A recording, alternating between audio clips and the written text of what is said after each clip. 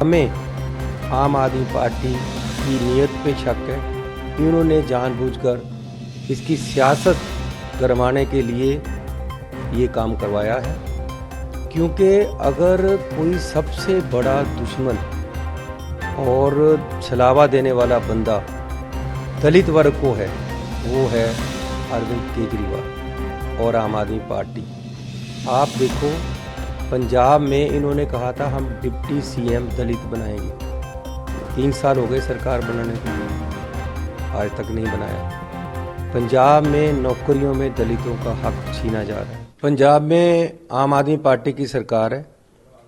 आम आदमी पार्टी अंबेडकर साहब की फोटो तो लगाती है, लेकिन उसकी सोच को नहीं मानती है।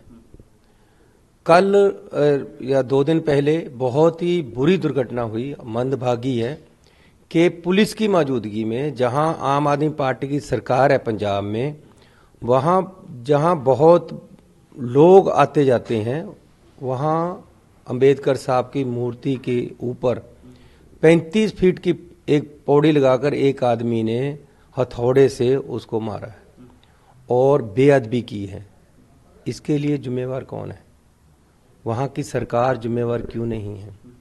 मैं ये मांग करना चाहता हूँ कि इसकी इंडिपेंडेंट जांच होनी चाहिए। सरकारी केंद्रीय एजेंसी से हो या हाई कोर्ट के दिशा निर्देश में हो। हमें आम आदमी पार्टी की नीयत पे शक है। इन्होंने जानबूझकर इसकी सियासत गरमाने के लिए ये काम करवाया है, क्योंकि अगर कोई सबसे बड़ा दुश्मन और छलावा देने वाला बंदा दलित वर्ग को है, वो है अरविंद केजरीवाल और आम आदमी पार्टी। आप देखो, पंजाब में इन्होंने कहा था हम डिप्टी सीएम दलित बनाएंगे। 3 साल हो गए सरकार बनाने को, आज तक नहीं बनाया।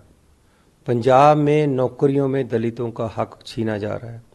पंजाब में जो एडवोकेट जनरल का ऑफिस है, वहाँ दलित एडवोकेट लगने के लिए मैंने कानून बनाया था। इन्होंने हाई कोर्ट में लिख कर दे दिया कि दलित वर्ग में जो वकील हैं वो इतने काबिल नहीं होते कि उनको यहाँ लगाया जाए। ऐसी सोच के मालिक हैं ये। हमने हाई कोर्ट में जाकर वो जो नियुक्तियाँ करवाई हैं, हर तरीके से ये लोग दलित वर्ग के खिलाफ हैं और अंबेडकर की सोच के खिलाफ हैं। इन्होंने जो ये घिनौनी पंजाब में हरकत हुई है, हम उसकी घोर निंदा करते हैं और उसकी इंडिपेंडेंट जांच होनी चाहिए। क्योंकि सर इसमें बंदी भी जो अगर पार्टी के काम कांग्रेस के हिसाब से बात करें तो रणनीति या फिर जो स्ट्रेटजी, ये कुल मिलाकर पंजाब के हालात को ख़राब करना चाहते हैं, देश के हालात को ख़राब करना चाहते हैं। इनको वोटें चाहिए, चाहे देश खूह खाते में जाए, इनको कोई फर्क नहीं पड़ता। लोगों में अराजकता फैले, लोग आपस में लड़ें, बंद हो, लोग को परेशान करें, इनको कोई फर्क नहीं पड़ता। ये वो चीज़ देखते हैं जो इनको वोटें दिलवाती है। जब ज़रूरत होती है तो ये कहते हैं जी हम वीआईपी कल्चर को ख़त्म करेंगे, हम मकान नहीं लेंगे, हम सिक्योरिटी नहीं लेंगे। आज क्या है? कहाँ है वीआईपी कल्चर? आज बड़े बड़े मकानों में रह रहे हैं। आज 1-1 हज़ार बंदा ये सिक्योरिटी का ले रहे हैं। अब एक दिन था जब इनकी राजनीति फिट बैठती थी तो केजरीवाल जी कहते हैं जी ये मेरे पीछे सिक्योरिटी भेज रहे हैं, मुझे नई सिक्योरिटी चाहिए। आपने देखी वो वीडियो? तो आज कह रहे हैं कि मेरी सिक्योरिटी छीनी जा रही है, मुझे पंजाब से सिक्योरिटी चाहिए। इनके हर जगह अलग अलग मापदंड हैं।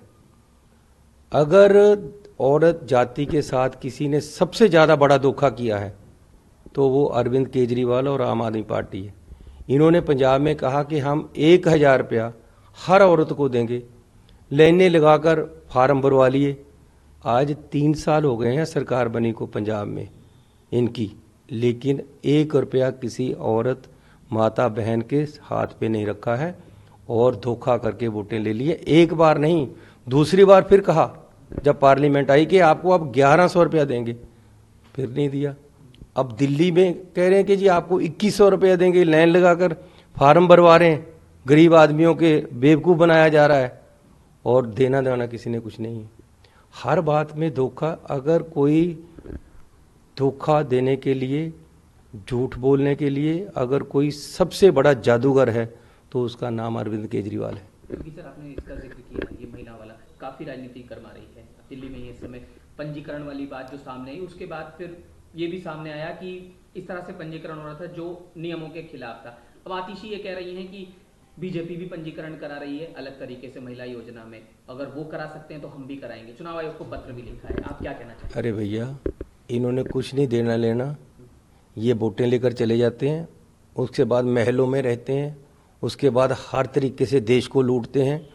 अगर सबसे बड़ा कोई करप्शन घोटाला है तो लीकर स्कैम है, जो पंजाब में भी हुआ है और दिल्ली में भी हुआ है। दिल्ली का तो पकड़ लिया, लेकिन पंजाब में बीजेपी भी उनके साथ मिली हुई है, वहाँ पकड़ नहीं रही है। जो दिल्ली की यहाँ इन्होंने पॉलिसी लेकर आए वही पंजाब में लागू की है।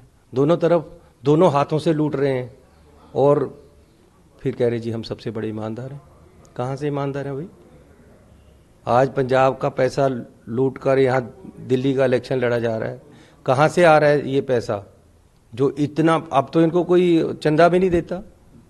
पहले लोग देकर देख लिया लोगों ने कि जी यार ये तो बेईमान लोग हैं, हट गए लोग चंदा देने वाले। अब तो पंजाब को लूटकर दिल्ली में राज का दोबारा स्थापित करने की कोशिश की जा रही है। धन्यवाद सर। क्योंकि इस समय दिल्ली में भी चुनाव है और कांग्रेस भी मैदान में है और लगातार आप देख भी रहे हैं कि पार्टी अपनी तरफ से पुरजोर दावे कर रही है, तो दिल्ली के इस सिनेरियो पर आप क्या कहेंगे? सबसे पहले तो वो प्रतिक्रिया। मैं दिल्ली के लोगों को, निवासियों को निवेदन करना चाहता हूं कि दिल्ली वालों, ये केजरीवाल के छलावे में मत आओ। पंजाब में 3 साल हो गए हैं सरकार, लोगों ने इनको इनके छलावे में आकर वोटें दी। औरतों ने देखा कि हमें ये 1000 रुपया महीना देंगे, हम वोट डालेंगे।